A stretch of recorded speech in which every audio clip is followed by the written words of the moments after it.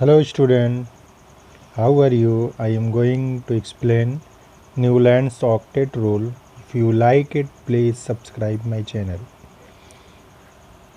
Newland का अष्टक सिद्धांत। डाबेराइनर के प्रयासों के बाद इस संबंध में जो कार्य किया उसमें सबसे पहला योगदान न्यूलैंड का है। न्यूलैंड एक अंग्रेज़ वैज्ञानिक थे जिन्होंने उस समय तक ज्ञात तत्वों को परमाणु द्रव्यमानों के आरोही क्रम में व्यवस्थित किया।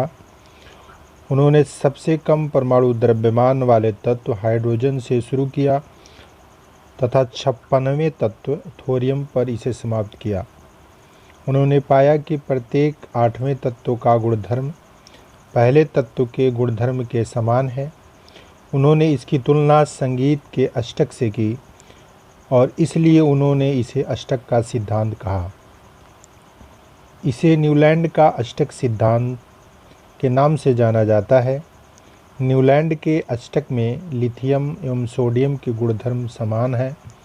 सोडियम लिथियम के बाद का 8वां तत्व है। इसी तरह बेरिलियम और मैग्नीशियम में भी अधिक समानता है। न्यूलैंड के अष्टक के मूल रूप इस सारणी से स्पष्ट है। जैसे संगीत में 7 स्वर होते हैं, सा रे गा मा पा धा नी, या पश्चिमी सभ्यता में डो रे मी फा सो ल टी। इसी तरह से न्यूलैंड ने तत्वों को उनके परमाणु द्रव्यमानों के आरोही क्रम में व्यवस्थित किया। पहले क्रम में hydrogen, lithium, beryllium, boron, carbon, nitrogen, oxygen. दूसरे पंक्ति में fluorine, sodium, magnesium, aluminium, silicon, phosphorus, sulphur. तीसरे पंक्ति में chlorine, potassium, calcium, chromium, titanium, manganese, iron. चौथे पंक्ति में कोबाल्ट, निकिल का। उन्होंने पाया कि हाइड्रोजन, फ्लोरीन, क्लोरीन के गुणधर्मों में समानता थी। उसी तरह से लिथियम, सोडियम, पोटेशियम, कॉपर के गुणधर्मों में समानता थी। उसी प्रकार से बेरिलियम, मैग्नीशियम, कैल्शियम समानता थी। और उसी प्रकार बोरान, एल्युमिनियम, क्रोमियम के गुणधर्मों में समानता थी। उसी प्रकार से कार्बन, सिलिकॉन, टाइटेनियम के गुणधर्मों में समानता थी। इसी प्रकार से नाइट्रोजन, फास्फोरस, मैग्नीज के गुणधर्मों में समानता थी। उसी प्रकार से ऑक्सीजन, सल्फर, आयरन के गुणधर्मों में लगभग समानता थी। इसके बाद हम आते हैं कि न्यूलैंड ने जो अष्टक का सिद्धांत दिया है उसमें कुछ कमियां हैं जिसकी व्याख्या यहाँ पे किया जा रहा है। ऐसा देखा गया कि अष्टक का सिद्धांत केवल कैल्शियम तक ही लागू होता था, क्योंकि कैल्शियम के बाद प्रत्येक 8वें तत्व का गुणधर्म पहले तत्व से नहीं मिलता। दूसरा बिंदु है, न्यूलैंड ने कल्पना की कि प्रकृति में केवल 56 तत्व ही मौजूद हैं तथा भविष्य में कोई अन्य तत्व नहीं मिलेगा।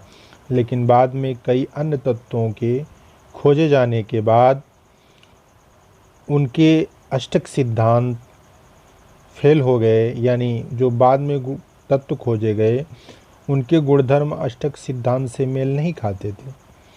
अपनी सारणी में इन तत्वों को समंजित करने के लिए न्यूलैंड ने 2 तत्वों को एक साथ रखा। कुछ असमान तत्वों को एक स्थान में रख दिया। कोबाल्ट, निकिल एक साथ में है तथा इन्हें एक साथ उसी स्तंभ में रखा गया है जिसमें फ्लोरीन, क्लोरीन और ब्रोमीन है। इनके गुणधर्म उन तत्वों से भिन्न है, लेकिन फिर भी उसी कॉलम में रखा गया है। ये भी एक कमी है। आयरन को कोबाल्ट और निकिल से दूर रखा गया है, जबकि इनके गुणधर्मों में बहुत समानता है। ये भी एक कमी है। अगला बिंदु है कि इस प्रकार न्यूलैंड अष्टक सिद्धांत केवल हल्के तत्वों पर ही लागू होता है। और अगला बिंदु है, नोबेल गैसों की खोज के बाद अष्टक का सिद्धांत एकदम से फेल हो गया, अप्रासंगिक हो गया। तो प्रिय विद्यार्थियों, आज का वीडियो इतना ही। फिर अगले दिन अगला वीडियो लेके मैं आपके सामने हाजिर आऊँगा। कृपया करके आप मेरे इस चैनल को सब्सक्राइब करें। Thank you.